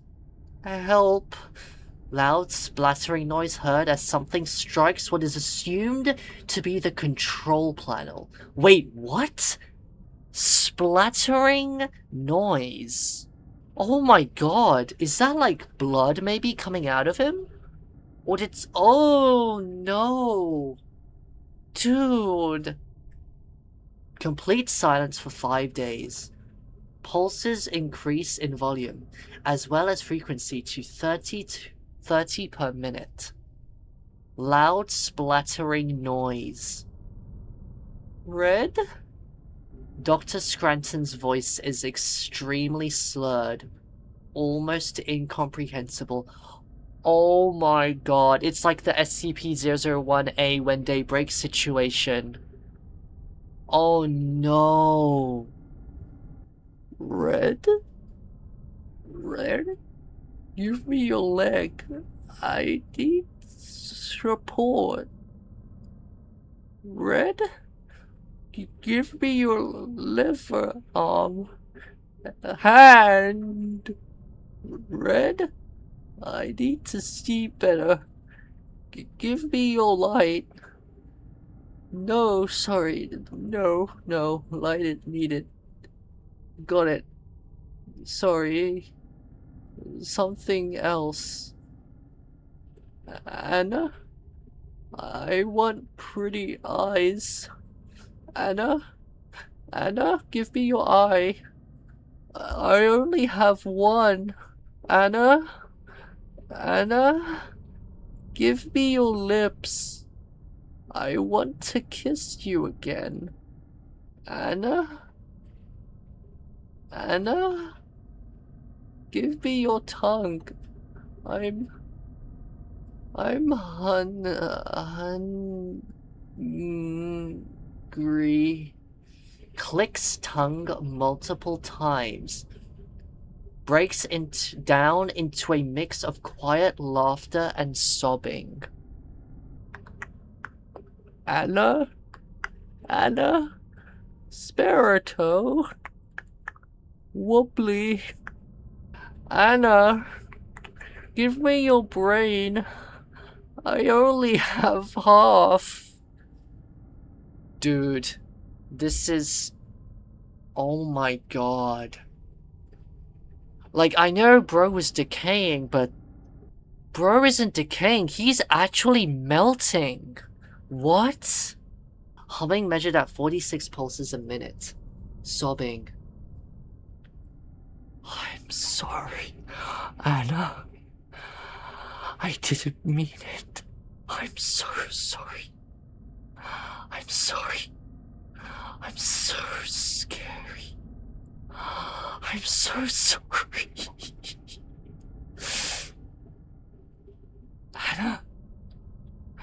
Anna, can I hold your hand? I lost my ring. Whispering, it's okay, baby. It's okay. I'll find another way out. There's still enough of me left. Shaky laughter as voice breaks. Another 5 years. 5 more years to figure something out. Something out. Laughter breaks down into crying that gradually goes silent over the next hour. Quiet sobbing. No. Not yet. Red. Please. I know you want to go. I'm not ready yet. I'm not. Splattering noise heard. How is this happening? First of all, it felt like when he was decaying, it was like, I felt like, as I said, it felt like he was shedding his skin, or like, it felt like he was shedding his mortal existence, right? If you can sort of visualize that. It's kind of like he's shedding himself, like dust coming out of yourself, you know? But now, the more we've seen it, the more it seems like his actual body's just exploding or just splattering into nothingness. Or like melting. Like, oh my god, I did not expect this, chat, to be so gruesome. I really did not expect this to be so gruesome. This is awful. This is now getting to that same tier of level of like SCP-001 when Day breaks its story. I love you, Red. I love you, Anna. 5 years, 11 months, 20 days. Hum is now up to 60 pulses per minute. Quiet sob. No. Dr. Scranton's speech pattern is almost regular. Loud metallic bang heard, followed by splattering noise as something strikes to the control panel once again. 5 years, 11 months, 21 days. And I think, chat, that may be it for Dr. Scranton. Rest in peace, Dr. Scranton. We now know why Bro hasn't been retrieved. Because Bro is not alive anymore. Huh. That is horrible. He did not deserve that at all. On December 23rd, 2005, the LSS control panel spontaneously appeared back within the Site-120 testing facility. Reality Lab A. Doctor, initial Hume field readings of the anchor are stable. Output readings are 2.3 with a 0.001% fluctuation. Good, Skinner. Let's hope that holds. Hold on. What the hell? What's wrong? Something has appeared inside the testing zone. What? Ma'am, a large object has materialized within the anchor field. What's the call? Kill the power? Call in the team? Is this Anna? Is this Anna Lang here? Skinner, what the hell are you... Oh my god. What the... Where the hell did that thing come from? I know, ma'am. It just appeared out of nowhere. It looked like it's covered in... What the hell is that? Oh god. It smells awful. I can smell it from here. Jesus Christ. It smells like... death. It's like... vomit and blood and oh my goodness.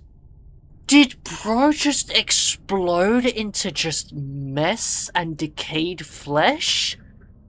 But that makes sense. Okay, so when it said all the way at the start of the discussion, when it said like disintegrate, I was thinking that it meant disintegration in the sense that, oh, you're gonna like disintegrate into nothingness, into like particles of nothingness, and that's it. But no, you actually, I now remember. Oh shit, ma'am. Oh my god. Ma'am, do not abort, Skinner. I repeat, do not abort. Keep that field up. And do not abort. Ma'am? What's going on? Ma'am?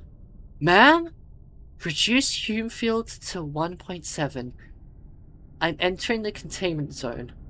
Do not disengage the field, or we risk destabilizing the object. Yes, ma'am. Mechanical wiring heard. Reporting, yes. This is Dr. Matthew Skinner requesting splashing footsteps heard. Oh, God.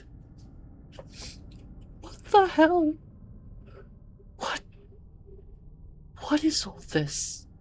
This is the... Oh, God. Robert? Robert? Robert, is that you? Oh, God. Please. Please. No. Don't let it be you. Don't let it be you, Robert. I thought... How can this thing be?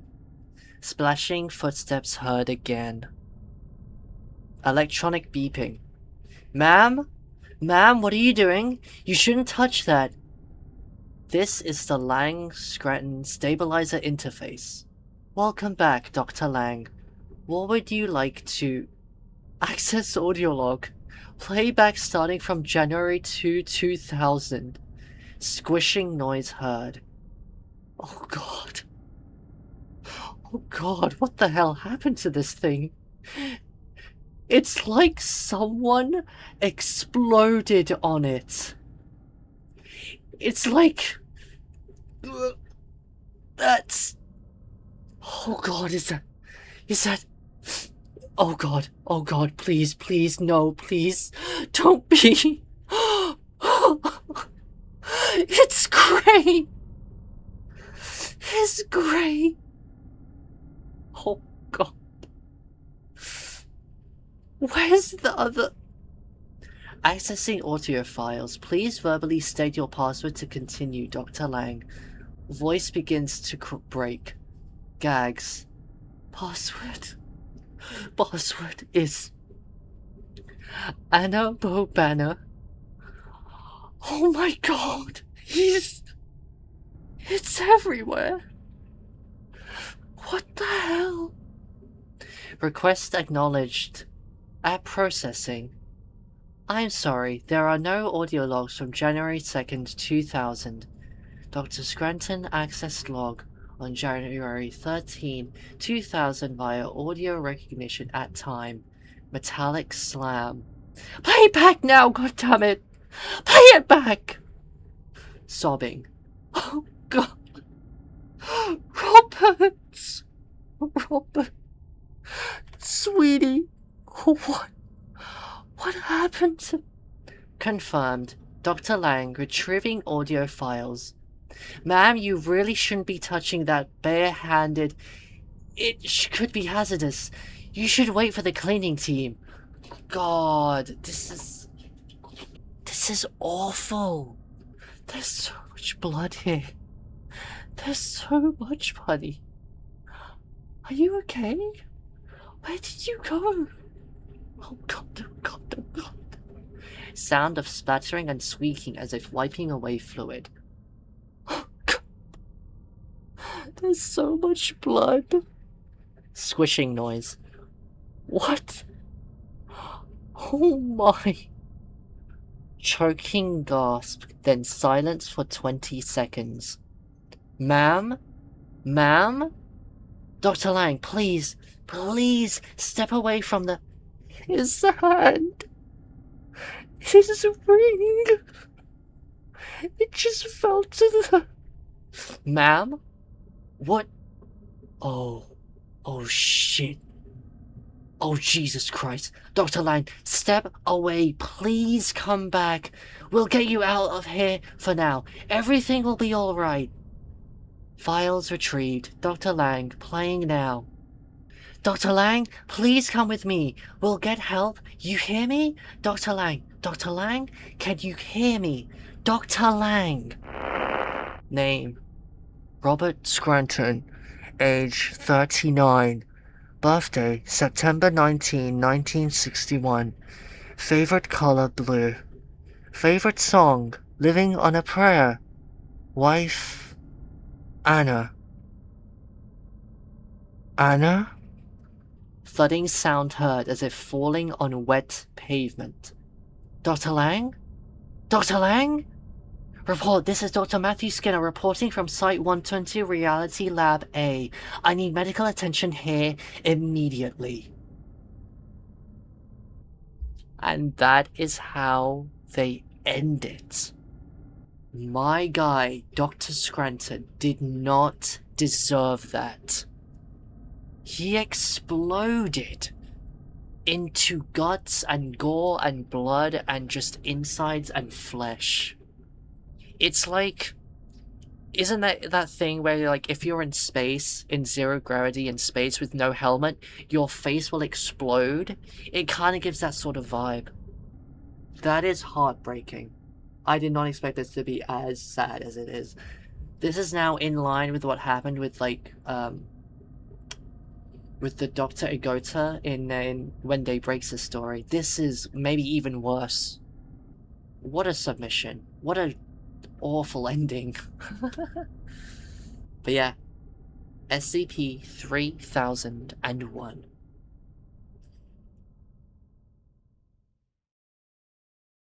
What a story. I like how at the start of this, you know, at the start of the entries that we learned from Dr. Scranton, you know, he's sort of in the funnier side. He tries to understand what's going on. He has a bit of sense in him as he tries to figure out the space and situation that he's in. He tries to take this funny side of it all, but as we just read through, we really get a clear picture of how SCP-3001 is just able to mentally deteriorate Scranton's mind. Like, he starts to go crazy, you know. He starts speaking to the red recording device, which is what he uses to, obviously, show his evidence of the stuff that happens inside SCP-3001. And yeah, just the more we read, the more crazier he gets, and the more heartbreaking it gets too. Like, that ending is just such an awful way to finish off Dr. Scranton. Yes, his body literally explodes or like deteriorates and is gone because of the fact that his Hume field, which allowed him to survive for a little bit in this non-dimension, had to suddenly or slowly fade away. And as that happens, I kind of describe it in the VOD too as in, like, it's a sort of vacuum situation where there's no air, there's no gravity, there's no anything, and with that, you know, you don't have enough pressure to survive in there and you just explode? It's a gruesome way to say it, but it sounds like it may have happened. And then at the end, where we see the recording device come back, and Anna Lang having to deal with the fact that it is filled with the flesh and blood and vomit of her husband. That's fucking messed up, guys. Like, oh god, terrible situation, and a really sad ending to what I found a very interesting character in Dr. Scranton. Again, we've seen Dr. Scranton in other SCP submissions before, but I would have never have known that this would be the fate that would become of this reality physicist. And again, this all happened because of an accident. Again, I also have some unanswered questions that need addressing, I feel like, and which probably won't get answered, let's be honest, but still, it's room for thought. Again, the nature of 3001. You heard me a lot in this analysis video about talking about how it reminds me of black holes, right? Now, I'm not in the loop of black hole news, I'm not an astronomer, I'm not a physicist, so I don't know about the recent findings when it comes to black holes. If you guys do, whoever's watching this, if you guys do know about this stuff, do let me know to just see if there is some sort of link there. But as I said, a lot of black hole references, the idea that this dimension is void of any matter, anything, is, you know, something to think about. The fact that it's just pitch black and dark as well. Could it be possible that SCP-3001 is a sort of universe inside or made up entirely of the event horizon, or the inside or the singularity of a black hole? I've heard theories of people saying that, oh, our own universe is like inside a black hole and this and that. So it's room for thought, it's something to think about. Also, the stuff that this place is made up of, okay, so Dr. Scranton mentions that he describes it as being made of this black gel where he can freely move through, flying over red sometimes, going up and down, and I thought of antimatter. Now, again, I don't know if antimatter would have those properties, but something just in my head was like clicking and saying, antimatter, maybe. And if you think about it, it's a dimension with no matter. So if there's no matter, and there's still some sort of dimension inside, could this place be made up of antimatter? Could be a possibility. Another thing as well, and this is something that one of my chatters mentioned during the live stream at the end, maybe Dr. Scranton is still alive through all of this. Again, we see his hand come out from the red device when it comes back into reality, and all the flesh and vomit and blood and everything. But is that all of him? Or is that some of him that has come back? Again, very gruesome to think about. Because if he's still alive in that place, then he still isn't dead yet. He's not truly gone yet. And another thing too is that he mentions during his rambles is that, you know, if he restabilizes, he'll be stuck here for another 5 years. So restabilizing, does that mean he gets transformed and reconfigured into something else? Probably would look less human. Again, that goes into the nature of how 3001 works as a non-dimensional space. It's something to consider because, you know, we could say that he's truly done for. His insides are outside now and they're everywhere. But is he truly gone? Is there some level of consciousness still left in him in that space? Again, this one is very physics heavy. There's a lot of big brain stuff that you would need to understand, maybe to formulate an idea of what this space could be, but I really think it's a very interesting read. And again, the story that we read for this submission with Dr. Scranton's descent into his demise from this SCP is truly, it gives that short horror story vibes, which is essentially sometimes what these SCP submissions are. They're a way to tell horror stories in a way. And I really like that aspect about these submissions that this wiki has for the SCP wiki, where like anyone can just come over, make an SCP, and with it, tie in a little bit of story. It really gives a better understanding of what we're dealing with, but also it lets you become immersed in a sort of story that you can really feel about. And I definitely feel so bad for Dr. Scranton. I don't think bro deserved what happened to him, but sucks to suck, I guess. But yeah, I'm gonna end it here, guys. I really hope you guys enjoyed this submission. I had a lot of fun voice acting the audio logs that Dr. Scranton had. I think you guys can tell I was having a lot of fun with that. And I hope you guys enjoyed it too. If you did, don't forget to like and subscribe. Your support really helps me out. I will also be linking, obviously, the submission that we looked at today in the description below, as well as my Twitch link where we do live streams of SCPs. So if you want to check those out, make sure to check it out over on the Twitch. And yeah, I'm going to end it here. Thank you so much for watching if you made it till the end, and I will see you in the next one. Bye bye.